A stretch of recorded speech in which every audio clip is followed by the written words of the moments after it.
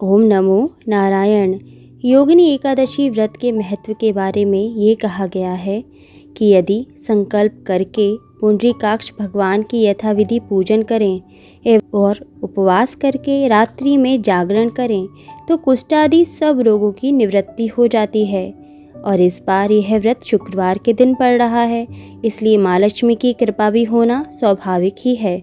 आइए अब सुनते हैं योगिनी एकादशी की कथा। युधिष्ठिर ने पूछा, हे वासुदेव, आषाढ़ कृष्ण एकादशी जो कि गुजरात महाराष्ट्र के अनुसार ज्येष्ठ कृष्ण एकादशी है, उसका क्या नाम है और उसका महात्म्य क्या है, यह सब मुझे बताइए। भगवान श्री कृष्ण बोले, हे नृपों में श्रेष्ठ युधिष्ठिर, पद्म पुराण के उत्तरखंड के अनुसार आषाढ़ कृष्ण एकादशी को योगिनी एकादशी कहते हैं। यह बड़े से बड़े पातकों या फिर पापों का नाश करने वाली है।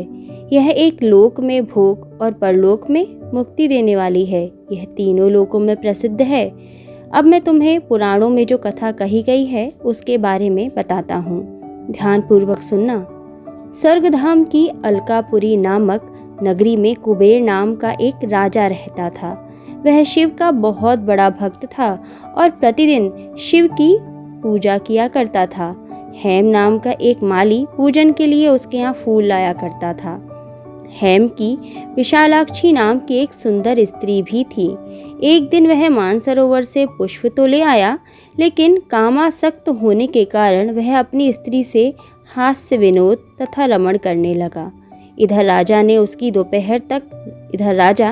दोपहर तक उसकी राह देखता ही रहा।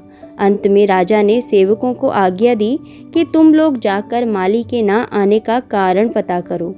सेवकों ने कहा कि महाराज, वह पापी अपनी स्त्री के साथ हास्य विनोद और रमण कर रहा होगा। यह सुनकर कुबेर ने क्रोधित होकर उसे बुलाया। हेम माली राजा के भय से कांपता हुआ वहां उपस्थित हुआ।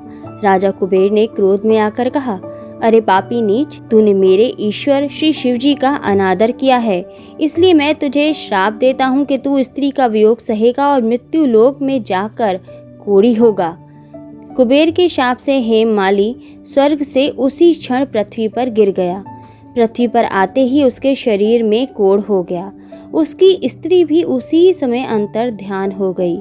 मृत्युलोक में आकर माली दुख भोगे बिना अन्न जल के भटकता रहा, परंतु शिवजी की पूजा के प्रभाव से उसको पिछले जन्म की कुछ याद थी। घूमते घूमते एक दिन वह मार्केंड ऋषि के आश्रम में पहुंच गया और उनके पैरों में पड़ गया।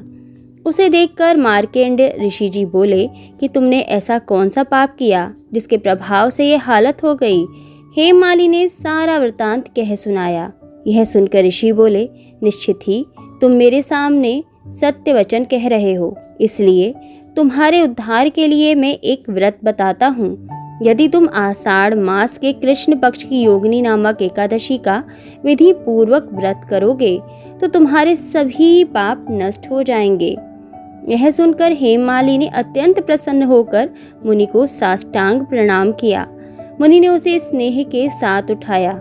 हेममाली ने मुनि के कथनानुसार विधि पूर्वक योगिनी एकादशी का व्रत किया।